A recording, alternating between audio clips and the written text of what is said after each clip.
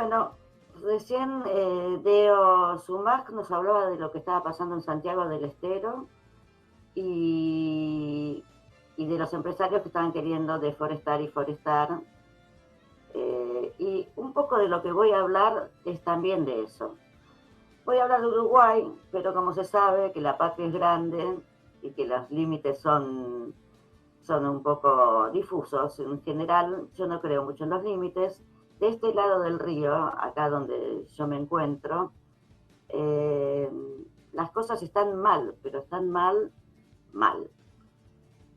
Hace muchos años, muchas organizaciones, de las cuales yo participé en algunos grupos vecinales, para que los oyentes sepan, además, yo estoy en Uruguay, pero estoy en un lotecito de 12 metros de ancho, con una casita que nos hicimos nosotros, donde nuestra única calefacción es la estufa leña, digo, para que no crean que yo soy de las que se fueron al Uruguay del Punta del Este, yo estoy cerca de un puerto de Nueva Palmira, y acá la preocupación por el agua, a pesar de estar sobre el acuífero más importante de Latinoamérica, viene desde hace muchos años. Hoy me desperté con una información perdida en un diario argentino que realmente me pareció espeluznante y no podía entender cómo no estaba en primera plana. La información indicaba que si no llueve mucho, mucho, pero mucho más, porque llovió un poco en estos días, tuvimos algunas tormentas por suerte, pero hacen falta muchísimas más, y la situación en Montevideo está ya grave desde hace meses. Tan es así que tuvieron que empezar a potabilizar el agua del río La Plata, por lo cual el agua era muy salina en Montevideo y los médicos les recomendaban a los que tenían alta presión, por ejemplo, que no tomaran agua de la canilla porque tenía mucha sal.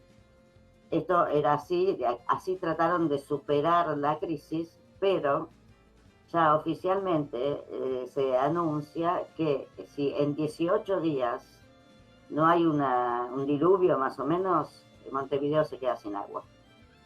Montevideo se queda sin agua potable. Una ciudad donde viven 1.400.000 personas, creo, sin agua potable. Dicen que es por culpa de la sequía, y es cierto. La sequía existe, pero hay cosas que empeoran la situación de la sequía. Por ejemplo, en el 2008 ya hubo una sequía importante, una sequía que acá por donde yo vivo, que tengo un pozo de agua, sacamos el agua, no hay agua potable oficial, digamos, estatal. Había pozos que ya se habían secado en el 2008. En ese momento, la organización Guayubira, que es una de las ONG más serias de esta región, decía por qué empeoraba la situación de la sequía.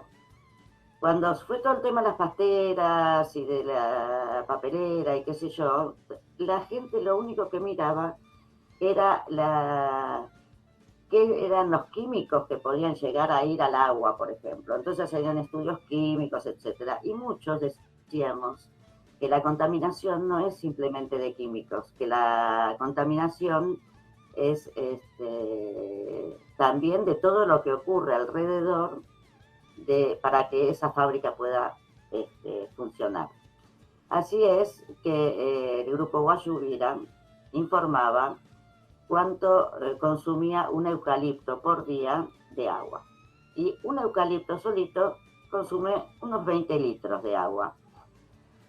Es decir, esto parece poco, pero si cada hectárea contiene en promedio unos 1.000 árboles, esto implica que el consumo diario es de 20.000 litros, que traducidos en metros cúbicos significa 20 metros cúbicos por hectárea por día.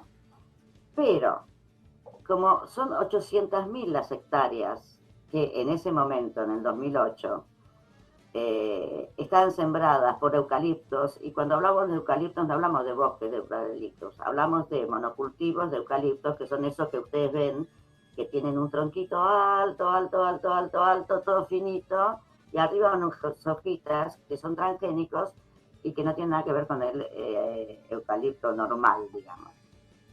Si hacemos el cálculo de las 800.000 hectáreas de eucaliptos plantadas en el 2008, se consumirían diariamente 16 millones de metros cúbicos de agua. Bueno, uno no tiene la más mínima idea de qué es lo que significa 16 millones de metros cúbicos de agua, pero en ese informe de Guayubira explicaba que, por ejemplo, Montevideo, con sus 1.400.000 habitantes, consume diariamente 603.000 metros cúbicos de agua. Es decir, los bosques de eucaliptos consumen 16 millones de metros cúbicos de agua, mientras una ciudad consume 603.000 nomás.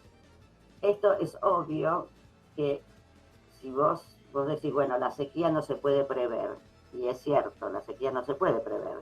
Lo que sí se puede prever es que hay sequías normalmente en el mundo, pero que en una zona como esta, además, que su belleza consiste en tener agua por todos lados, tenés ríos, tenés lagunas, tenés río mar y tenés mar, es incomprensible que no se pueda tener agua.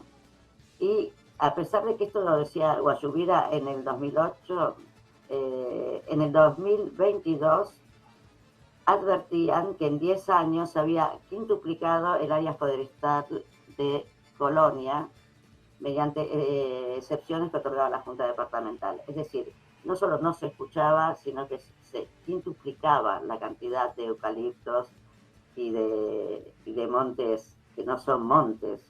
Es decir, esto de creer que vos ves un bosquecito precioso cuando ves estos monocultivos es un error. Y esto pasa del otro lado del río, pero yo supongo que allí, en aquel lado del río donde ustedes están, en Argentina, debe estar pasando más o menos lo mismo. Y lo que planteaba de Osumag sobre estos empresarios que quieren quedarse con la tierra de los pobladores originales, es porque quieren seguir haciendo estos monocultivos, seguir deforestando el monte, y así no vamos a llegar a demasiado lejos.